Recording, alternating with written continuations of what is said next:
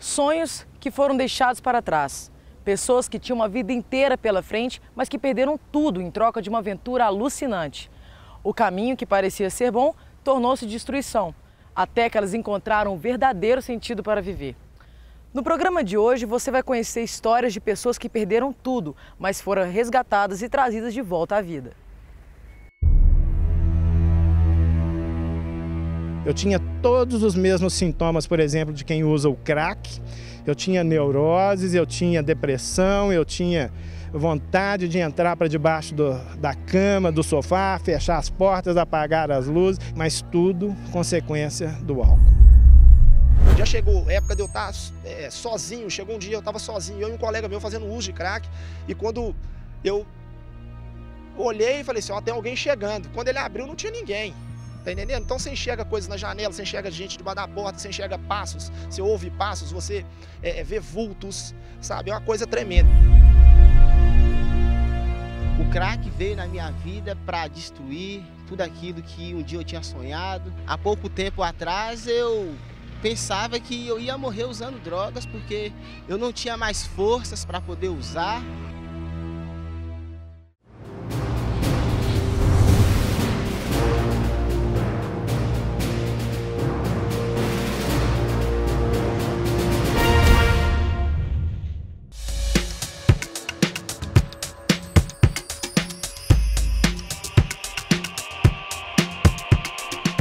Olá galera, eu sou o Geraldo, um dos pastores da comunidade Caverna de Adulão. Hoje nós vamos falar de drogas. É um assunto que tem a ver com a vida de todo mundo, é uma realidade que está aí, nas nossas esquinas, nas nossas escolas, na mídia, na televisão. Todo mundo tem alguma coisa a ver com esse assunto.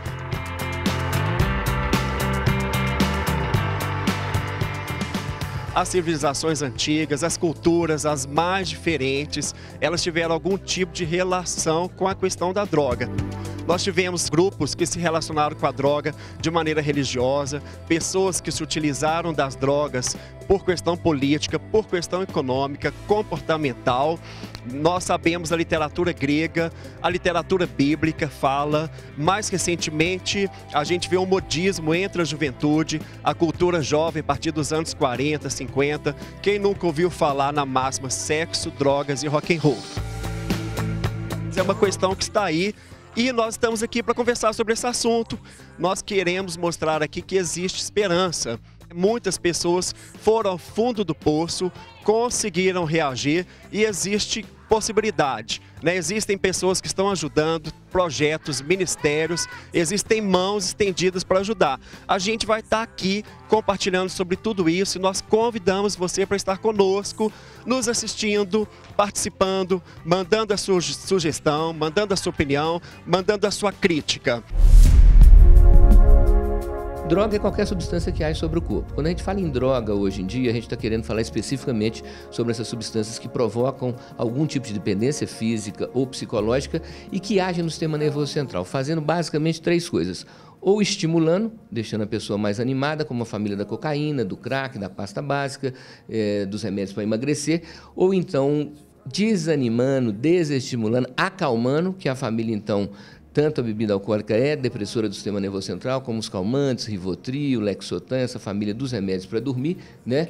E os opiáceos, os derivados do ópio, a morfina, a heroína, a codeína e etc. E os alucinógenos, que é a família, então, do ácido lisérgico, do cogumelo, da psilocibina, da maconha, que são substâncias que provocam uma distorção na percepção. Então, basicamente, essas três famílias.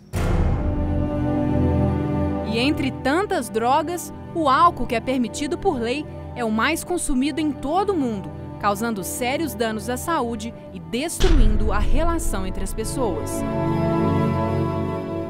No começo, é só uma distração, uma diversão, uma forma de socializar ou de aliviar o estresse. E depois, te consome por dentro. A porta de entrada desse mundo das drogas, muitas vezes, é o álcool. Foi o que aconteceu com um ex-dependente químico que aprendeu a beber ainda quando criança, com o próprio pai. Conheça agora a história de Ângelo. Ângelo é uma vítima do poder das drogas. Ele teve seu primeiro contato com a bebida em casa. Com apenas 4 anos de idade, ele já servia cerveja para o pai alcoólatra.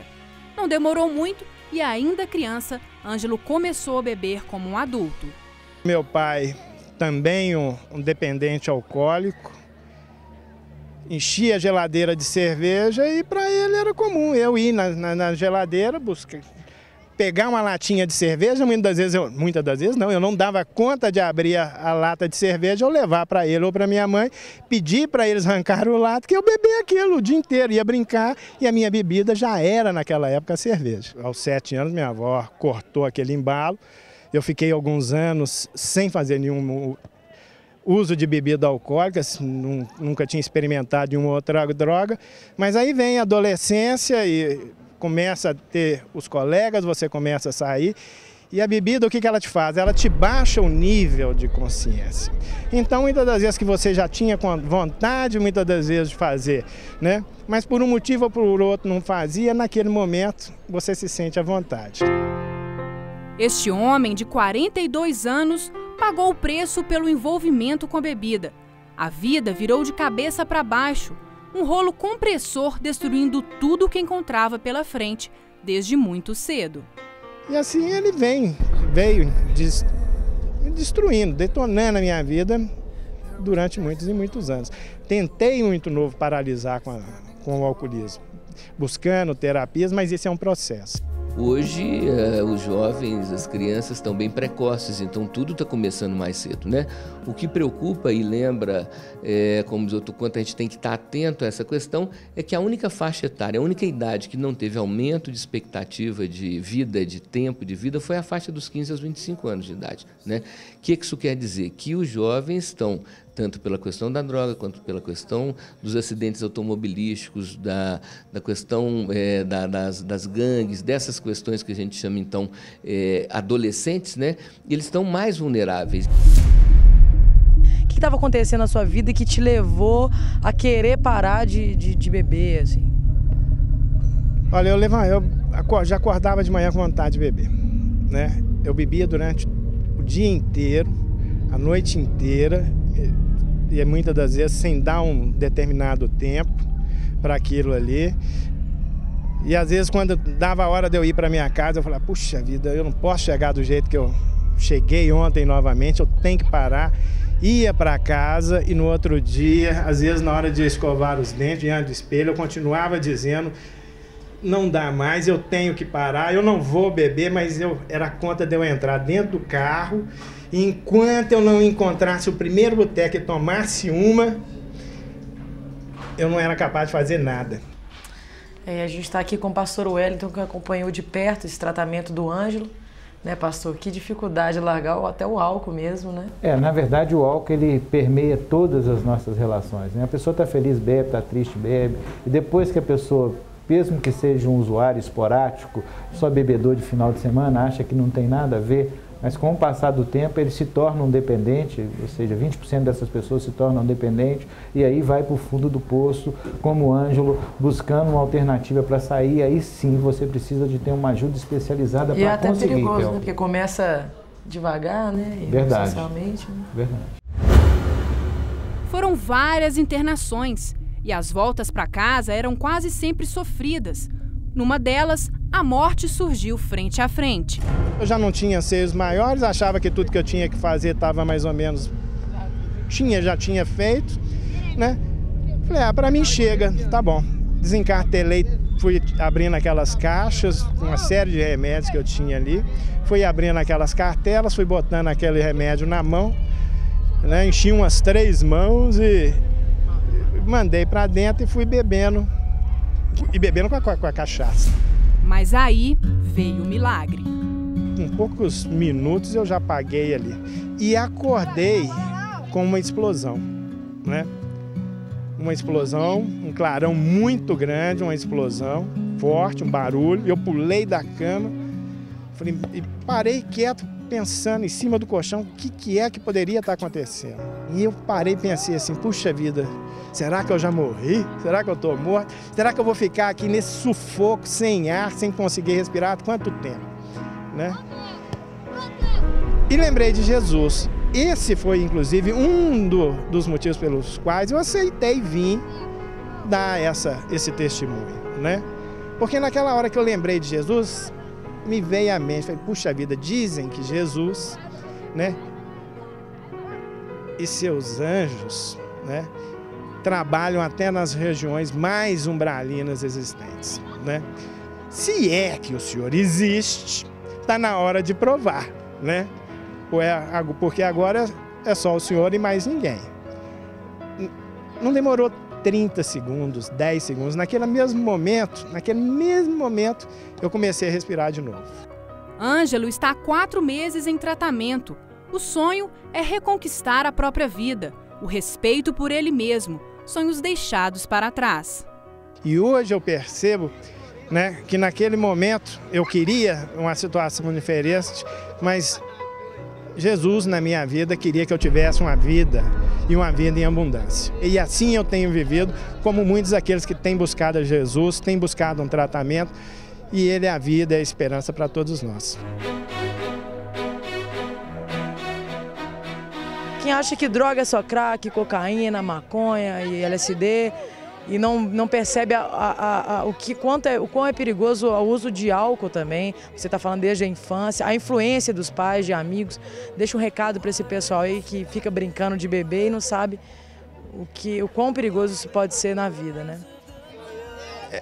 Eu costumo dizer que eu ainda tive sorte, porque meu problema foi terrível, foi o álcool, né?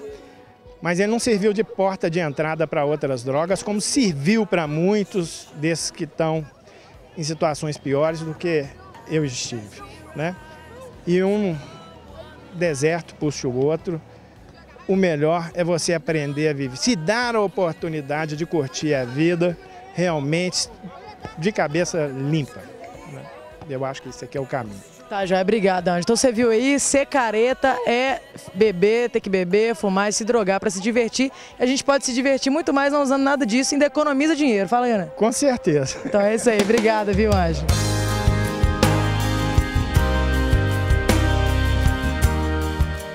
Como as drogas fazem parte de todas as áreas da vida humana, neste quadro nós vamos abordar como que a arte tratou este assunto, a literatura, a música, especificamente o cinema.